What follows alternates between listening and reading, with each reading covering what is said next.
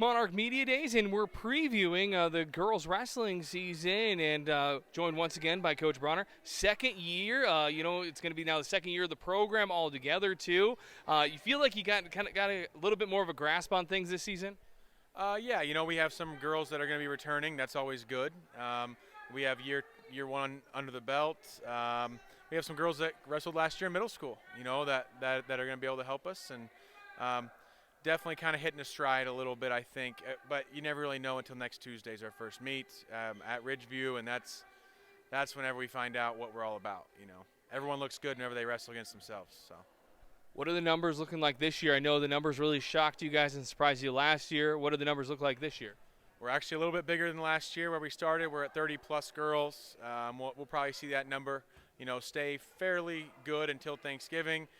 Thanksgiving and Christmas are those two big hurdles with wrestling that, you got to keep those girls out through those breaks. And if we keep them out through the breaks, then I like where we're at. So, but yeah, 30-plus girls, so that's good. I know you guys have a middle school kind of program with that too, and that's really exploded as well.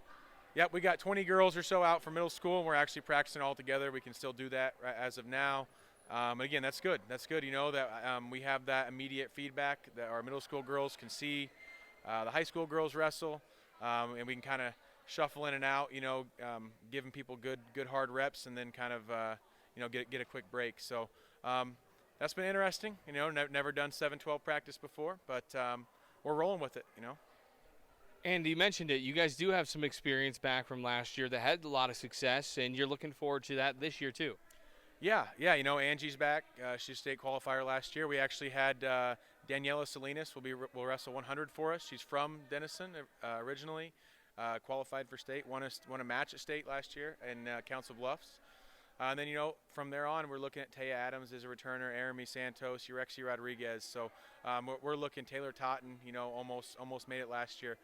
Hopefully half of our varsity lineup should have some experience. So that'll be good, kind of compile that with some girls that we've added this year. So I know last year it was kind of just getting things rolling. Now you probably have some goals and expectations for this season, don't you? Yeah, absolutely. And we're not going to shy away from it. I tell our girls all the time, I want you to compete for a varsity spot. That's the expectation, is to compete for a varsity spot. Nobody likes people who don't compete. You're going to compete now, and you're going to compete later in life too. Eventually it's going to come down to you and somebody else for a job, and you better compete for it. So yeah, that's been a big push. I mentioned yesterday, I want to get to the point where we walk in a gym and people say, oh, they're here. That's the point where you want to get in the sport of wrestling. And I think we have a good foundation. Again, we always look good at wrestling against ourselves, so we'll find out. I know what I'm noticing last year and covering, a match of you guys as well. It is different than the boys. The girls cheer on each other. They get off the mat and they're still usually smiling, win or lose. Yeah, yep. It's different. It's different than boys in that regard. All the rules are the same. They move the same. I don't teach it any differently, really. Right? The moves are all the same. But no, you figure out pretty quick. Who are the girls you can push. And I'm telling you, they'll run through a brick wall for you. If you figure out how to motivate them.